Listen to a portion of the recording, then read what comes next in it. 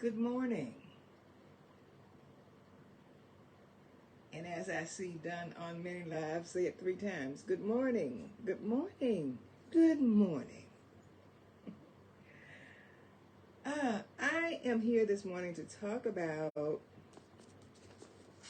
something that I saw on the feed in the group. And I commented that I would do a live on it this week. So today. And the lives that I do, I'm really going to work to consistently do them between 9:30 and 10:30 a few times a week. So they'll always be posted in the morning, Central Time. So I guess that time is morning in all the times, all the time zones. So hi, I'm just trying to catch my breath, settle down, running from one task to the next.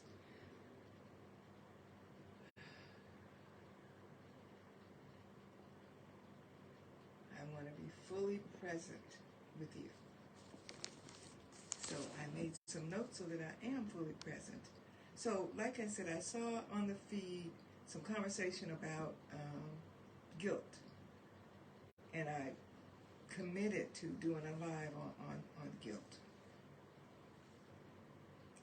And so far as I can see it, we're trained to be guilty even without a narcissistic mother. In our society, we're just trained to be guilty about one thing or another all the time.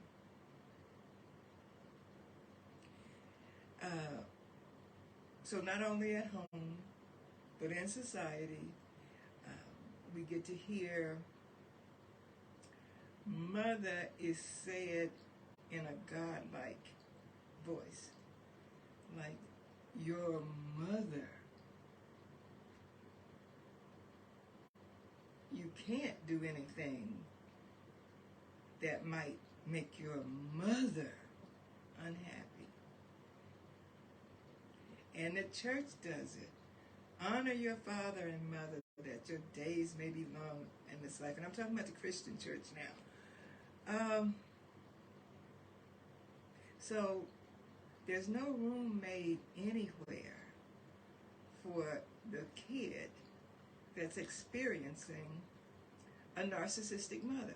Because all mothers are good and godlike, and you want to live a long time, so you got to honor them, but they're not giving you anything to honor.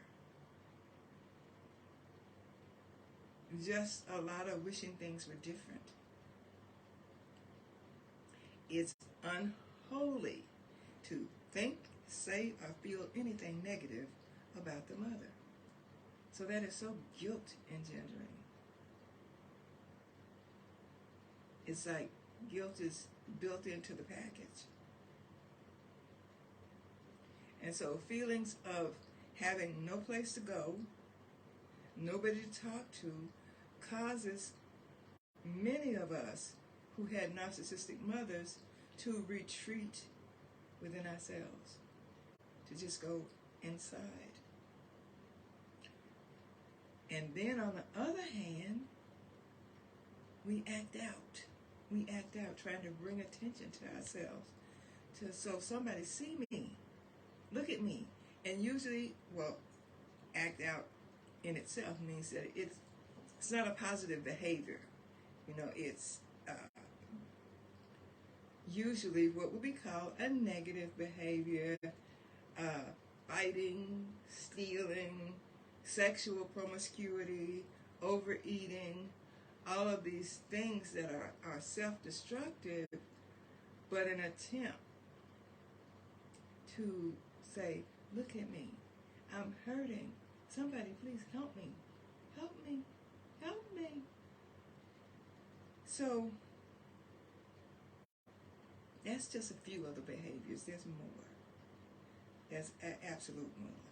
And this behavior that we're doing at this time in our lives, young selves, this behavior is causing more guilt. It's not getting us out of the situation, out of the guilty situation. It's just causing more guilt on top of the other guilt. The guilt from society, the guilt from church, the guilt from your mother, and now you got your own guilt. The guilt from you and your behavior piled up on top of you. That is not a winning hand. That is definitely not a winning hand.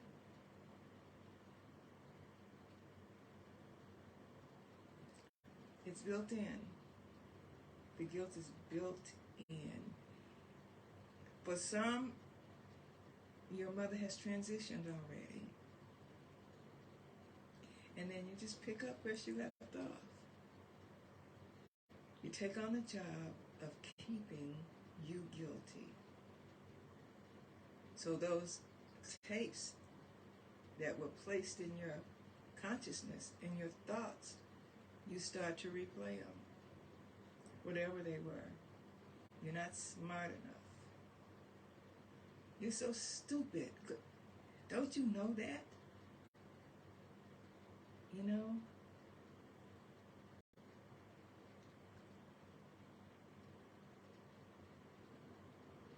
We start to do it to ourselves. And it lingers on and on and on until we're at an age where it's almost time to go. It's almost time for us to go too. And we haven't dealt with those issues.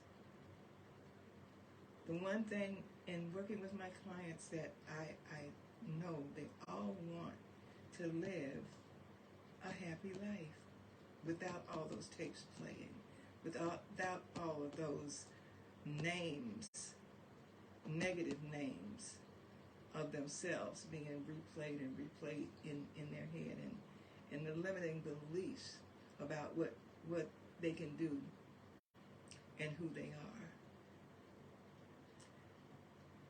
This guilt cycle just doesn't have to be this way. It doesn't have to remain this way. I know with me, it had been with me so long, it seemed to be an integral part of my being. It seems like it was something that belonged there. It didn't appear to be something that I could get rid of. That I could live a good life in spite of all of those things that had been programmed into my consciousness. When I work with my clients, we spend a good amount of time and patience dismantling guilt. Until the guilt is dismantled, it blocks all the other good stuff. You know, it is, I want to say, the first line defender of all of the things that you were told not to like about yourself. So I want to keep that in play. So dismantling the guilt opens up the door for you to get where you want to be.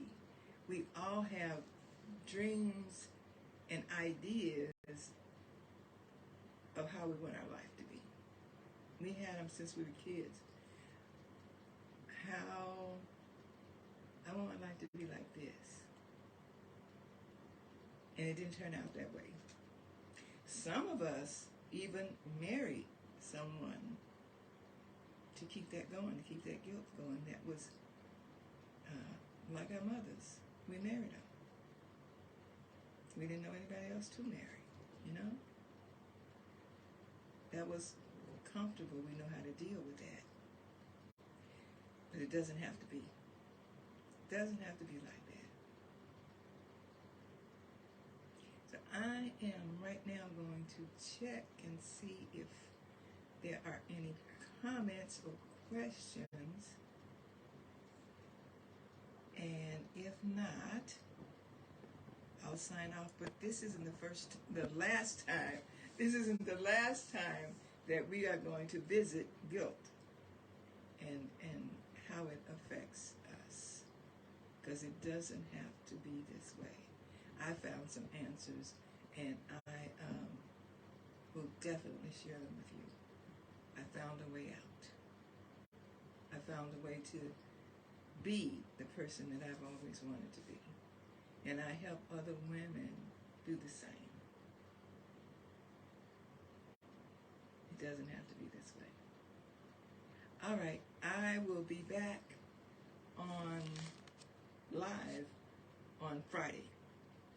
And depends on what shows up in the feed is what I'll talk about. I have some things that I have set aside to talk about, but I'll pay attention to the feed to see where the questions are what you want to hear about. It definitely doesn't have to be this way. All right, so I'm going to sign off, and sometime on Friday between 9 and 10 Central Time, I'll be live. Or 9:30 and 10:30. Let me say that. All right, it doesn't have to be this way. Bye-bye.